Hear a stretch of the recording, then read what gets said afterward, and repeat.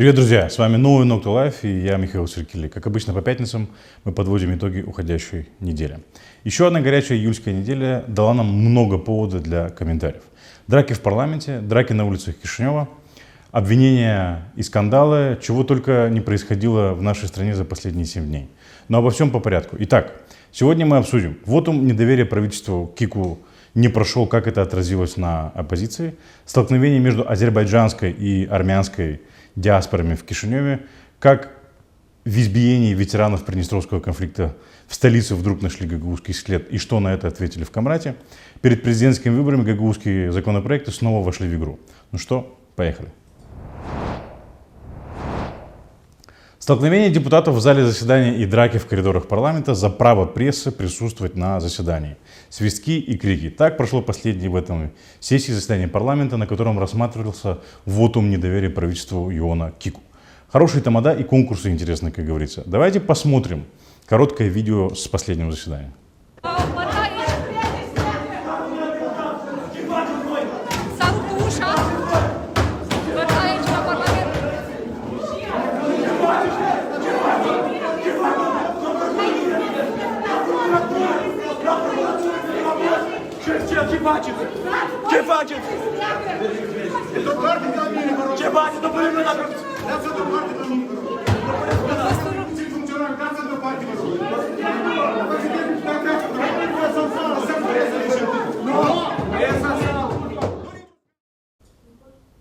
Заседание парламента прошло в понедельник, поэтому ни для кого из вас, скорее всего, не будет новостью, что вотум не набрал достаточного количества голосов.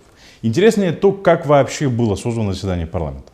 Нежданно-негаданно в понедельник в 8 утра члены Постоянного бюро парламента получили оповещение о том, что Постоянное бюро собирается на заседание. Уже через пару часов большинство членов бюро из коалиции демократов и социалистов решают провести заседание сегодня, в день, когда у депутатов, как правило, запланированы встречи и в округах и выезды в территории. Практически одновременно с этим мы узнаем, что сразу двое депутатов фракции партии ШОР инфицированы вирусом COVID-19. Участие депутатов всей фракции оказалось под вопросом. Казалось бы, на карантин надо закрывать весь парламент, но это же идеальная ситуация для демократов и социалистов.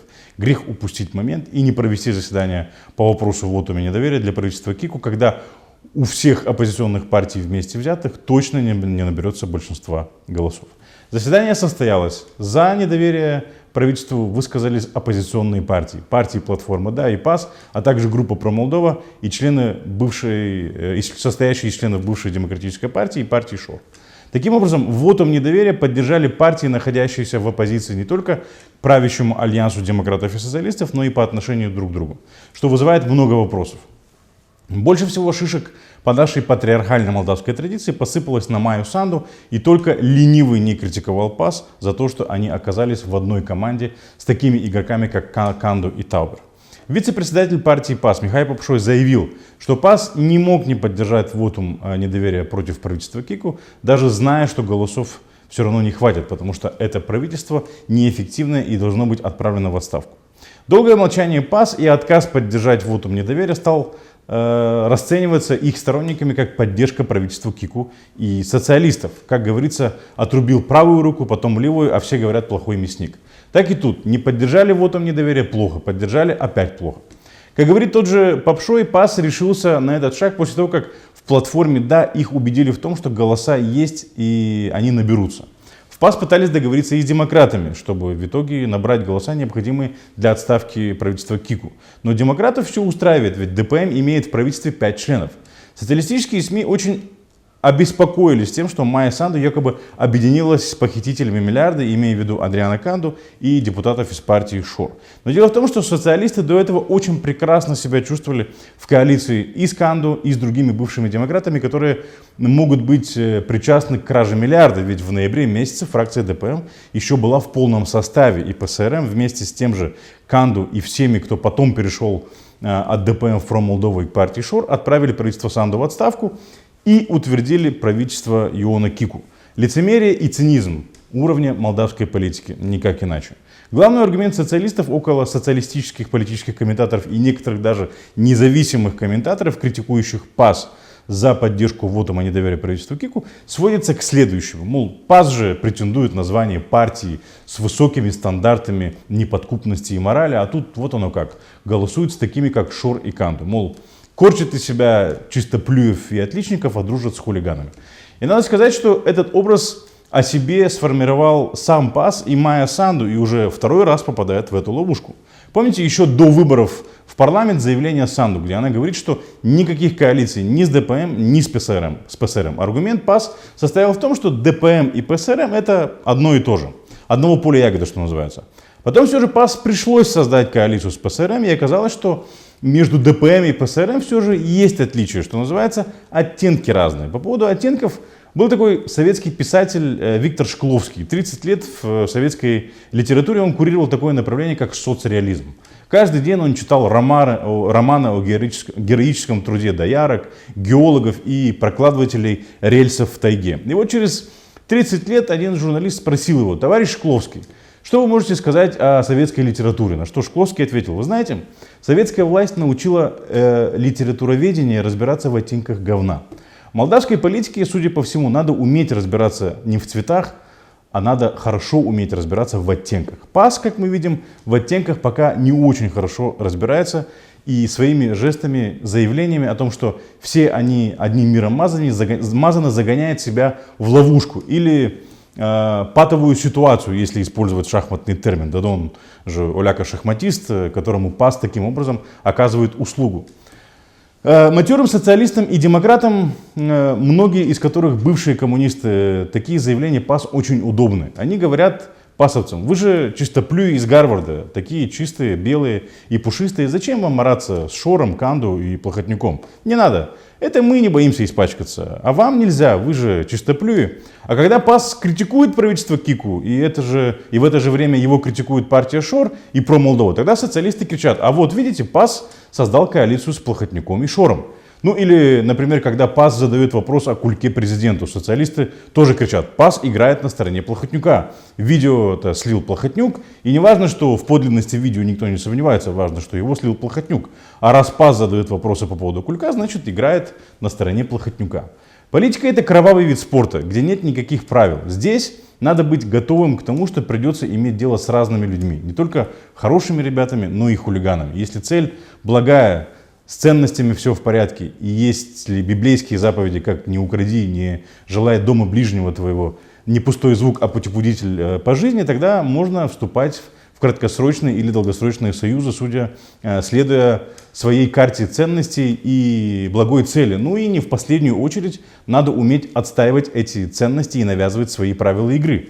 ПАС и Санду все эти годы убеждали всех, что с ценностями у них дела обстоят хорошо. Теперь осталось научиться разбираться в оттенках и выстраивать коалиции, если эти коалиции приведут к обеспечению общественного блага. Возвращаясь к вотуму недоверия правительству Кику. Почему же он не прошел? Это правительство на самом деле из рук вон плохо администрирует кризис в экономике и в здравоохранении.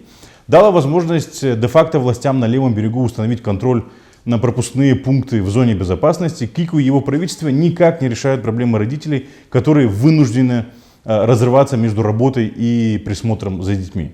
Список провалов этого правительства можно долго продолжать. Отговорка у социалистов и у демократов одна: им не повезло работать в период пандемии. Ну, раз вы, ребята, такие невезучие, может, лучше держаться подальше от государственного управления и дать возможность наладить жизнь людей тем, кто этого хочет и может. Несмотря на очевидные провалы правительства Кику, никто из правящего большинства демократов и социалистов не поддержал вотум недоверия. Президентские выборы уже через несколько месяцев, а без административного ресурса Игорю Николаевичу будет совсем не сладко. Остается надеяться на сознательность граждан страны и что на этих выборах они проголосуют не за любителей кульков и фото с Путиным, а за профессионалов с четкой программой и чистой репутацией. Прошедшая неделя, к сожалению, оказалась богата на драки и потасовки. В среду в Кишиневе случилась потасовка между представителями азербайджанской и армянской диаспоры. Проблема Южного Кавказа добралась и до Молдовы. Инцидент произошел во время марша, организованного азербайджанской диаспорой в поддержку азербайджанской армии в знак протеста из-за обострения конфликта между вооруженными силами Армении и Азербайджана на границе двух стран. Стычка произошла возле посольства Армении в Кишиневе. Давайте посмотрим, как это было.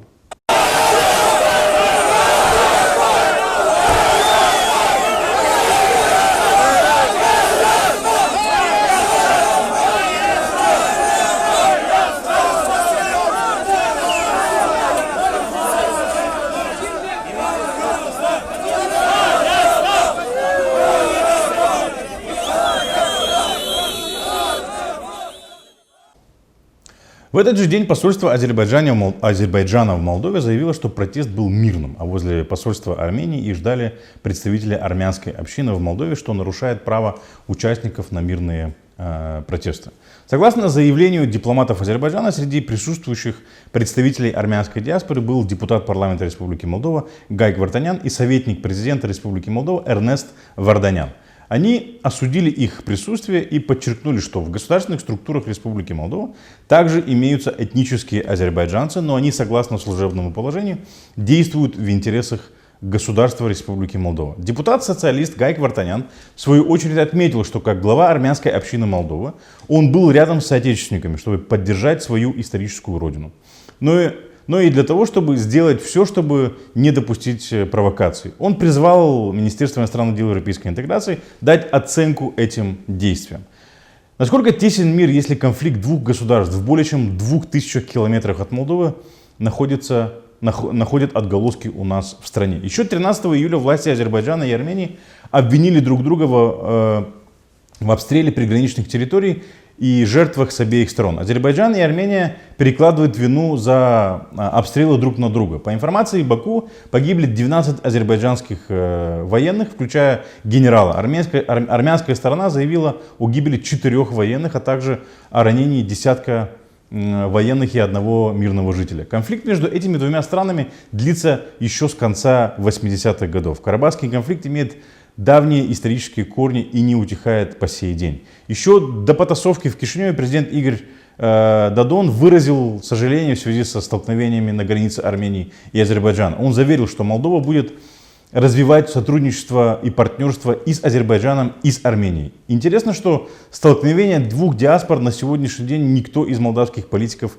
не прокомментировал. Но здесь не все так просто. Участие или даже присутствие советника президента и депутата от партии социалистов при столкновении представителей двух диаспор втягивает молдавскую сторону в этот сложный и более чем вековой конфликт между армянами и азербайджанцами.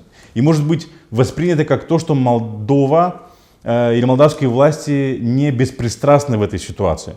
А это Молдове точно не нужно. Додон никак не прокомментировал присутствие своих сторонников во время этого инцидента. Имеет ли право президент маленькой страны с замороженным конфликтом давать почву для недоверия представителям других народов, проживающих на территории Молдовы? Конечно же нет. Молдавская дипломатия и молдавские политические лидеры должны быть максимально аккуратны в своих действиях и высказываниях, особенно по такой острой теме, как межнациональный конфликт, учитывая и прошлое, и настоящее нашей страны. И тем более никак не допускать нарастания конфликта внутри Республики Молдова.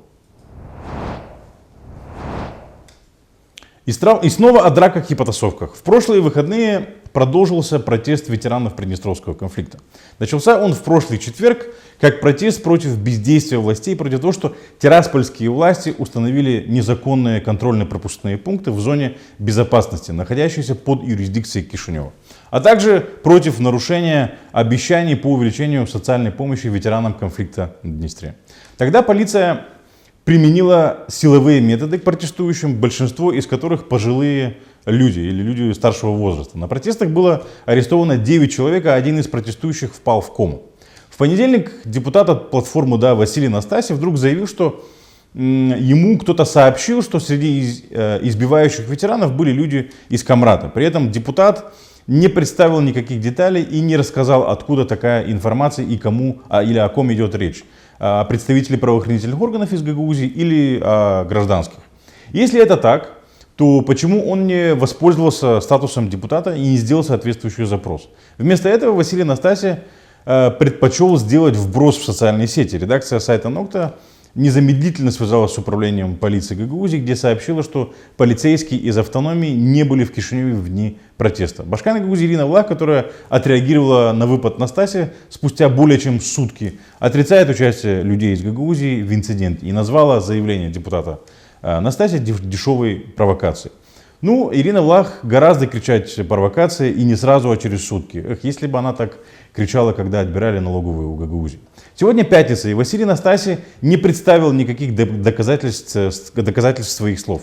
Гагаузии не привыкать быть легкой мишенью политиков, которые хотят быстрого и дешевого хайпа на теме автономии и мифической угрозы сепаратизма или унионизма. Этими приемами пользовались и до Настаси. Много лет такие политики, как Михай Гаимпу или Анатол Шалару, давая повод своим политическим визави с левого фланга или из Гагаузии хайпануть на теме унионизма в ответ.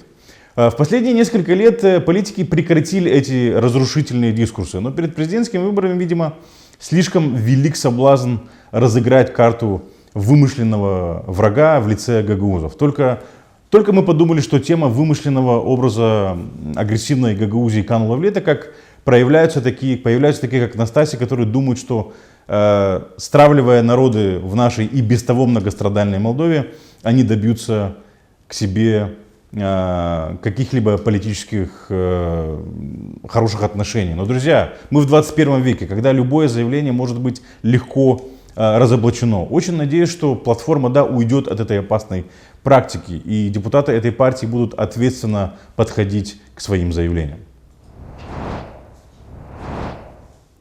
На прошлой неделе произошло еще одно событие, которое на первый взгляд может быть или может показаться хорошим сигналом для Гагаузии, но это только на первый взгляд. В парламенте зарегистрировали 3 закона, известные в народе как гагаузские законы. Речь идет о 3 законах, разработанных рабочей группой парламента и Народного собрания еще в 2015 году, но так и не принятых парламентом. Это те же самые законы, принятие которых неоднократно обещал Додон. Поскольку эти законы не были приняты в том созыве парламента, в котором они были зарегистрированы, то они были аннулированы. И вот спустя 5 лет эти законы достали из-под сукна и снова зарегистрировали в парламенте как законодательную инициативу. Авторами законопроектов на этот раз выступили 3 депутата из Гагаузии: Федор Гагаус, Ивана Кюксал и Александр Сухотольский, а также их коллеги по социалистической партии, сопредседатель рабочей группы Народного собрания и парламента Влад Батринча, а также председатель парламентской фракции ПСРМ Корнелию Фуркулица. Никто из них не был замечен в понимании вопросов особого правового статуса или даже в стремлении понять эти вопросы, за исключением Гагауза, которого, правда, давно не видно и не слышно. Примечательно и другое, то, в какой обстановке все это произошло. Додона многие критикуют за то, что он не сдерживает данные обещания, и Ирину Влах за то, что не может убедить своего политического партнера или босса сдержать свое обещание. Критика уже пошла и в адрес депутатов-социалистов из Гагаузии. 2 из них, напомним, прошли по одномандатным избирательным округам, а не по партийным спискам, и с них, что называется, и спрос выше. Бывший соратник Федора Гагауза Михаил Формузал уже открыто обратился к нему с призывом поднять вопрос о гагаузских законах, тем более ситуация подходящая. Коалиция социалистов и демократов имеет всего 51 мандат, что называется, на грани развала. И в этих условиях депутаты из Гагаузии могли бы воспользоваться ситуацией и продвинуть интересы своей малой родины. Без них у коалиции ДПМ-ПСРМ не будет большинства. Что повлияло на депутатов-социалистов из Гагаузии зарегистрировать эти законопроекты, сейчас неизвестно. Если они хотели продвинуть интересы своей малой родины, то поздно спохватились. Из всех 3 законопроектов, разработанных рабочей группой и зарегистрированных по новой социалистами, важен только закон, предлагающий поправку в статью 27 Закона об особом правовом статусе Гагаузии. По этой поправке, или если эта поправка будет принята, станет невозможным вносить изменения в Закон об особом правовом статусе Гагаузии без согласия самой Гагаузии в лице Народного собрания. По сути, этот закон предлагает укрепление особого статуса Гагаузии. Сейчас Закон об особом правовом статусе можно менять без согласия Гагаузии. Там, правда, предусмотрена защита в 3/5 голосов депутатов, которую очень сложно обеспечить, но в этом и опасность. Если большинство в парламенте получит партия, которая не разделяет идеи автономизма и не очень дружественна Гагаузии, то есть очень большой риск того, что закон могут поменять без того, чтобы спросить Гагаузию. Но в этом и трюк сейчас. Для того, чтобы принять эту дополнительную гарантию в закон об особом правовом статусе, укрепляющую статус Гагаузии, нужно найти те самые 3/5 депутатов в парламенте. Сейчас у социалистов и демократов такого количества голосов нет. Они были в ноябре, когда демократы еще были в полном составе. А сегодня, когда у них 51 мандат, что называется, поздно пить боржоми. Остальные два закона из пакета гагаузских законов можно принять простым большинством. Но эти законы, по моему мнению, не имеют никакой ценности для особого правового статуса. Это законы пустышки. Дело в том, что даже за эти законы пустышки не получится найти простого большинства, потому что демократы категорически против. Поэтому эти законы и не прошли в предыдущем созыве парламента. По вопросам Гагаузии политический класс Молдовы можно разделить на две части. С одной стороны, социалисты, но до них были коммунисты, которые не разбираются в вопросах особого правового статуса и не хотят разбираться. Ни те, что в Кишиневе, ни те, кто в Камрате, даже те, кто имеют корочку доктора права. Для них Гагаузия — это регион, где проживают люди, которые за них голосуют. И этого достаточно. С другой стороны, правые и правоцентристские партии, такие как ДПМ, ПАС, Платформа ДА и партии, которые были на этом фланге до них, для которых даже незначительное укрепление особого правового статуса Гагаузии воспринимается как федерализация и точка. ПСРМ, ДПМ, ПАС и Платформа ДА одинаковы в одном. Они не разбираются в вопросах автономизма и разбираться не хотят. Но в отличие от ПСРМ, правые могут открыто выступать против, а ПСРМ не может, потому что Гагаузия их электоральная база. Справедливости ради стоит сказать, что спасение утопающих — дело рук самих утопающих. И в Гагаузии, Гагаузия в лице Башкана, исполкома и Народного собрания сама должна быть заинтересована в том, чтобы продвигать свои интересы и более активно работать в этом направлении. Но имеем, что имеем. В этой ситуации возникает и другой вопрос. Почему после реализации стольких проектов по сближению и укреплению доверия между Кишиневым и Камратом некоторые из них действуют до сих пор, которые, кроме укрепления доверия, еще и направлены на то, чтобы повысить осведомленность и информированность главных акторов, прежде всего в Кишиневе, в вопросах автономии. Почему после всех этих проектов у нас путают автономизм с федерализацией? А словосочетание укрепления полномочий Гагаузии, этого словосочетания боятся как черт ладана. Это скорее риторический вопрос. Это важная тема, и мы посвятим ей отдельную передачу для того, чтобы разъяснить важные и основные моменты в вопросах особого правового статуса Гагаузии. Сейчас хотелось бы сказать только одно. В укреплении особого правового статуса Кишинев должен быть заинтересован не менее, чем Камрат, а даже больше. Я вам подробно объясню почему. Сейчас будет небольшой экскурс в тему регионализма и автономизма. Попытаемся лишить козырей тех, кто спекулирует на этой теме. Политический и чиновничий класс в Кишиневе почему-то не хочет понять и признать, что Молдова не может развиваться как простое унитарное государство, как Румыния, например, где второй уровень делится на уезды, обладающие только административными полномочиями. Я понимаю, что найдутся те, кто скажут, что жудецы в Румынии могут позволить себе больше, чем та же Гагаузия, но это не связано с административно-территориальным устройством в Румынии, а с тем, что в Молдове другая политическая культура, где вся власть и деньги сосредоточены в центре. Румыния, как член ЕС, обязана обеспечивать децентрализацию, поэтому румынские уезды и прямые имеют больше денег на душу населения, чем районы в Молдове. Теперь возвращаемся к Молдове. Молдова не может быть простым унитарным государством, где все административно-территориальные единицы второго уровня равны. Это невозможно, потому что в 1994 году Молдова приняла закон об особом правовом статусе, чем заявила, что помимо простых административно-территориальных единиц второго уровня, которые в одно время назывались уездами, теперь районами, есть еще административно-территориальные единицы с особым правовым статусом, которые помимо административных компетенций имеют еще и законодательные полномочия. То есть структура власти внутри этих административно-территориальных единиц отличается от простых районов.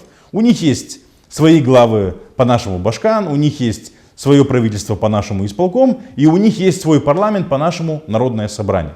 И самое главное, у парламентов административно-территориальных единиц с особым правовым статусом есть право принимать свои местные законы, через которые они самостоятельно у себя в автономии регулируют вопросы политического, экономического и культурного характера в рамках своей компетенции, разумеется. Таким образом, приняв закон об особом правовом статусе, в 1994 году Республика Молдова продекларировала, что не будет развиваться как простое унитарное государство, потому что, учитывая опыт с Гагаузией и с Приднестровьем, это невозможно, а будет развиваться как унитарное государство с асимметричным регионализмом. И это не имеет ничего общего с федерализмом. Для разъяснения своей позиции скажу, что федерализация в том виде, в котором ее понимают в Молдове, и в котором ее предлагает Россия в плане Козака, очень плохой вариант для Молдовы. Молдова от него отказалась в 2003 году и в 2005 году еще раз продекларировала, что развивается как унитарное государство с асимметричным регионализмом. Речь идет о законе о принципах урегулирования Приднестровского конфликта, который точь-в-точь повторяет принципы урегулирования конфликта с Гагаузией в 1994 году. Но политический и чиновничий класс в Молдове почему-то забыл, что Молдова дважды продекларировала себя как унитарное государство с асимметричным регионализмом и ведет себя так, будто ничего не произошло, а Молдова по-прежнему простое унитарное государство, и на ее территории нет автономно-территориальных единиц с особым правовым статусом.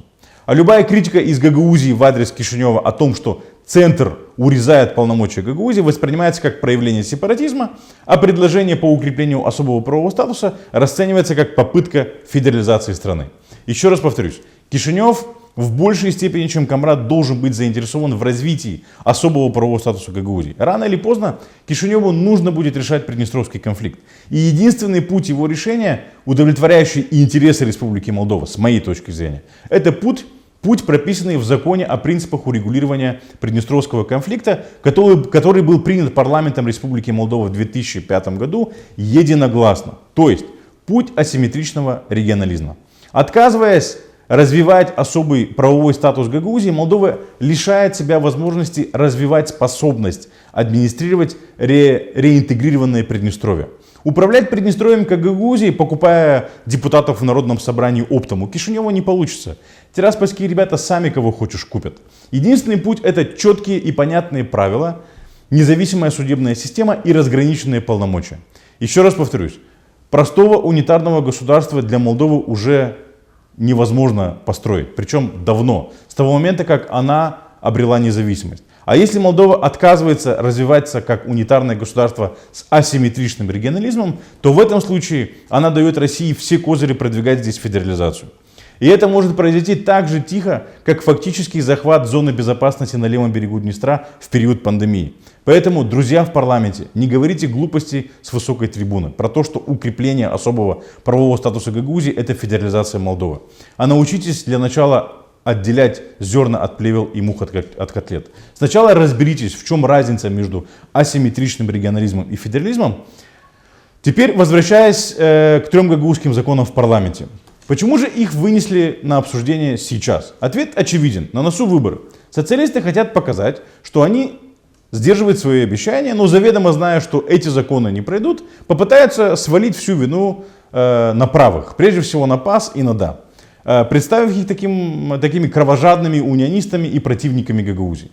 Но ПАС и платформа ДА даже не сопротивляются и сами идут в эту ловушку. Еще один вопрос, который возникает: почему социалисты занимаются самодеятельностью и, не проконсультировавшись с рабочей группой парламента и Народного собрания, регистрируют эти законы в парламенте без их ведома? С другой стороны, думаю, рабочей группе парламента и Народного собрания пора перестать заниматься играми в песочнице и лепить куличи из песка, а заняться обсуждением вопросов особого правового статуса и разграничения полномочий между Кишиневым и Камратом. Тем, для чего по сути и была создана эта группа. Друзья, это все, что мы хотели прокомментировать сегодня. Благодарим вас за внимание. Не забывайте делиться этим видео, ставить лайки и комментировать. Увидимся в следующую пятницу.